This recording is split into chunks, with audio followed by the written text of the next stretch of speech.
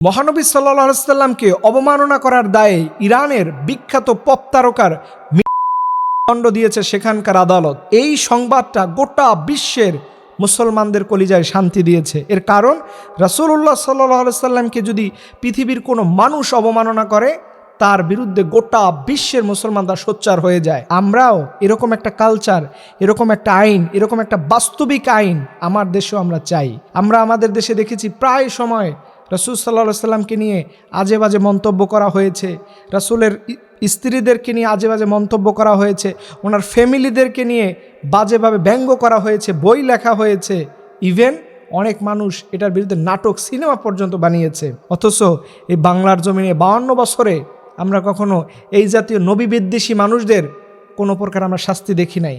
আজকে আমরা আমাদের গভর্নমেন্ট সহ গোটা উম্মাকে সতর্ক করার জন্য বলবো, আপনারা এখন থেকে সিদ্ধান্ত নেবেন, আপনাদের মূল্যবান ভোট দিয়ে আপনারা ওই মানুষকে ওই জায়গায় নেবেন যারা আইন পাওয়ার পরে, ক্ষমতা পাওয়ার পরে নবীর বিরুদ্ধে যদি কেউ অবমাননা করে, নবীর বিরুদ্ধে যদি কেউ কটূক্তি করে, এটার জন্য শাস্তি নিশ্চিত করতে পারে।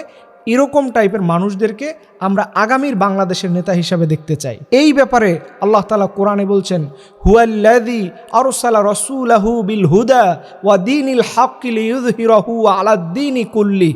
ও নবী, আপনাকে এই গোটা উম্মার জন্য আল্লাহ পাক যেভাবে মনোনীত করেছেন এবং গোটা পৃথিবীর সকল তন্ত্র মন্ত্র ধর্ম আদর্শের উপরে আল্লাহ তাআলা ইসলামকে বিজয় করবেন, এই ইসলামকে বিজয় করার মৌসুম এখন বাংলাদেশে চলতেছে। সো আমরা যেন এই রাসূলুল্লাহ সাল্লাল্লাহু আলাইহি সাল্লামের সম্মান, তার মর্যাদা, তার অখণ্ডতা মর্যাদা, এটা যেন আমরা বজায় রাখতে পারি। এর জন্য আমাদের এখন থেকে সতর্ক হতে হবে। আগামীর বাংলাদেশ থেকে যেন এমন একটা সরকার আমরা গঠন করতে পারি, গোটা বিশ্বের যে কোনো জায়গায় নবী সাল্লাল্লাহু আলাইহি সাল্লামকে, নবী করিম সাল্লাল্লাহু আলাইহি সাল্লামকে অবমাননা করবে, সেই জায়গায় যেন আমরা রাষ্ট্রীয়ভাবে একটা বিবৃতি দিতে পারি, যা বাংলার জমিনে আজকে 52 বছরের ইতিহাসে আমরা দেখতে পাই নাই। রাষ্ট্রীয়ভাবে অফিসিয়ালি লিগ্যাল নোটিশ করে কোনো রাষ্ট্রের ব্যাপারে সতর্কতা করেছে নবীর পক্ষে, এরকম আমরা কখনো কোনো আইন প্রণয়ন দেখি নাই, বাস্তবায়ন আমরা দেখি নাই। এটা মৌখিক হতে হবে না, এটার লিগ্যাল ওয়েতে আমরা যেন এটার ব্যবস্থা নিতে পারি।